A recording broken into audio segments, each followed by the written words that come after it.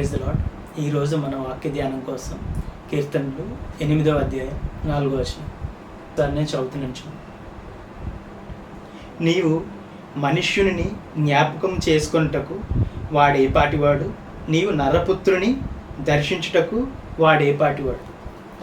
ఇక్కడ మనం 2 విషయాలు గమనించినట్లయితే, మొదట దేవుడు మనుష్యుడిని ఏం చేస్తాడంట, జ్ఞాపకం చేసుకుంటాడంట.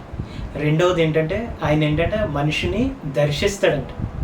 దర్శించడం అంటే ఏంటంటే మన దగ్గరికి రావడం అనమాట.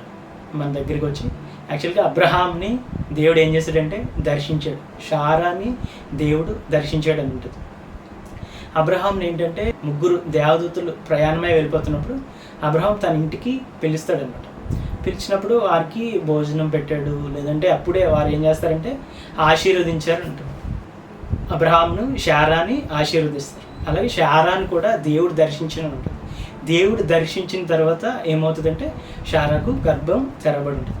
అయితే ఇక్కడ ఏంటంటే దేవుడు ఒక మనిషిని దర్శిస్తాడనమాట. దర్శించడం అంటే ఆయన స్వయంగా మన దగ్గరికి రావడం అనమాట. అంటే మన దగ్గరికి వచ్చి మన పరిస్థితిని గమనించడం, లేదంటే మనల్ని అబ్జర్వ్ చేయడాన్ని దర్శించడం అంటారు వచ్చి. అయితే దేవుడు మనిషిని దర్శిస్తాడంట. అయితే ఏ విధంగా దర్శిస్తాడు అంటే ఒకసారి మొదటి సమయాలు 3:21 నేను చదువుతున్నాను చూడండి.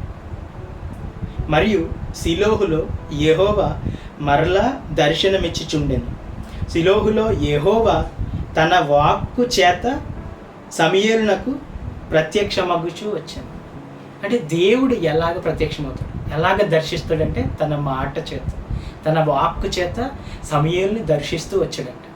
అంటే మనల్ని కూడా ఏంటంటే దేవుడు దర్శించడం అంటే ఏంటంటే ఆయన వాక్కు చేత మనం దర్శిస్తాడు. ప్రతి ఉదయం మనం ఆయన వాక్కుకి మనం చెవి ఒగ్గినట్లయితే ఆయన ఏ విధంగా ఏ రూపంలో దర్శిస్తున్నాడు, ఏ విషయాన్ని చూసి మనలో ఉన్న ఏ లోపాన్ని చూసి మనతో మాట్లాడుతున్నాడు అని మనం ప్రతీది కూడా ఏం చేయగలుగుతాం అంటే గమనించగలుగుతాం.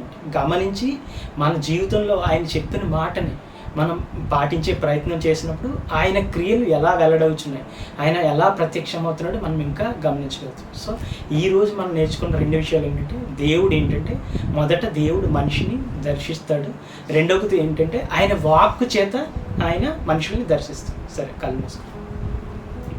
పరలోకమందున్న మా యొక్క అయ్యా తండ్రి, ఈరోజు తండ్రి మీరు ఎలా దర్శిస్తారో తండ్రి మనిషిని ఈ వాక్కు చేత దర్శిస్తారని మీరు నేర్పించిన విధానాన్ని బట్టి తండ్రి ప్రతిదినం తండ్రి మీ మాట చేత మమ్మల్ని దర్శించి మమ్మల్ని ఆశీర్వదించి తండ్రి మమ్మల్ని గమనించి మాలో ఉన్న లోటుపాట్లను తీర్చమని, నీలో మమ్మల్ని నడిపించమని సంపూర్ణ నజరేయుడైన యేసయ్య నామమున అడిగి పొందుకుని